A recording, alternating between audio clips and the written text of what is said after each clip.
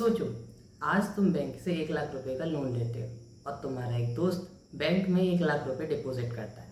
अब 1 साल बाद तुम बैंक को पैसा दोगे और बैंक तुम्हारे दोस्त को पैसा देगा। कैसे?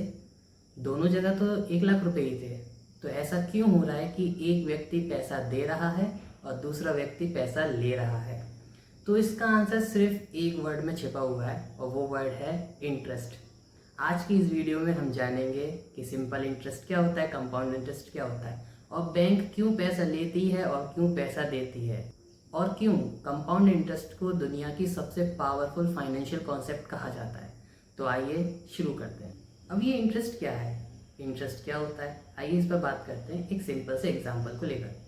मान लीजिए आपका एक दोस्त है राहुल, उसको इमरजेंसी में 10,000 रुपये की ज़रूरत पड़ती है। वो आपके पास आता है और आपसे कहता है भाई 10,000 रुपये की अर्जेंट नीड है, क्या तुम दोगे? आप मान जाते हो और आप उसको 10,000 रुपये दे देते हो।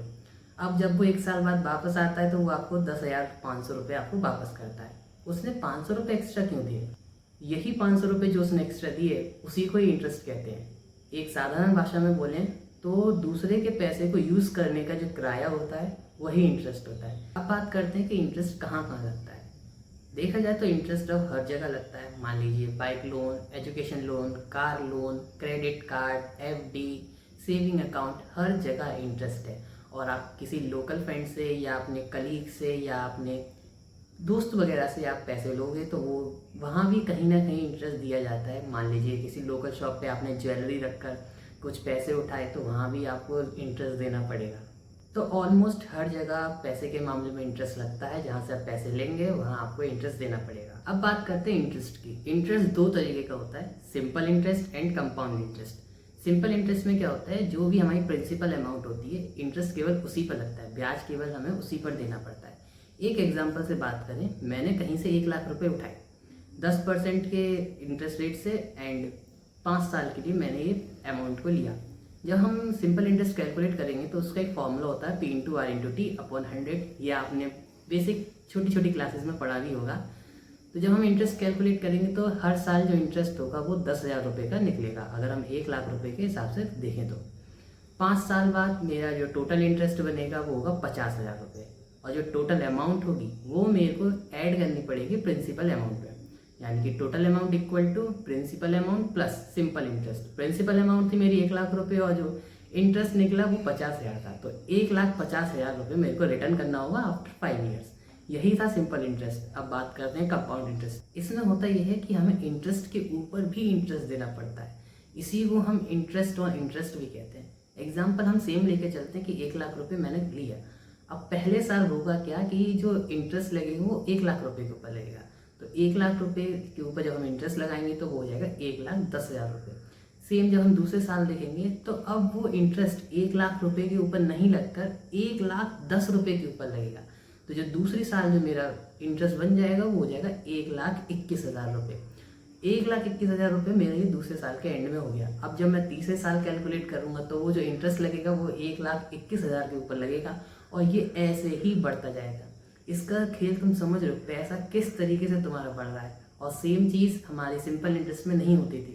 तो ग्रोइंग तुम नेचर देख रहे हो, किसका ज़्यादा है, सिंपल इंटरेस्ट का या कंपाउंड इंटरेस्ट का। अब कंपाउंड इंटरेस्ट को निकालने का एक फॉर्मूला भी होता है, इस फॉर्मूले को आप स्क्रीन पर देख सकते हो। अब हम एक सिंपल डिफरेंस की बात कर लेते हैं सिंपल इंटरेस्ट और कंपाउंड इंटरेस्ट में।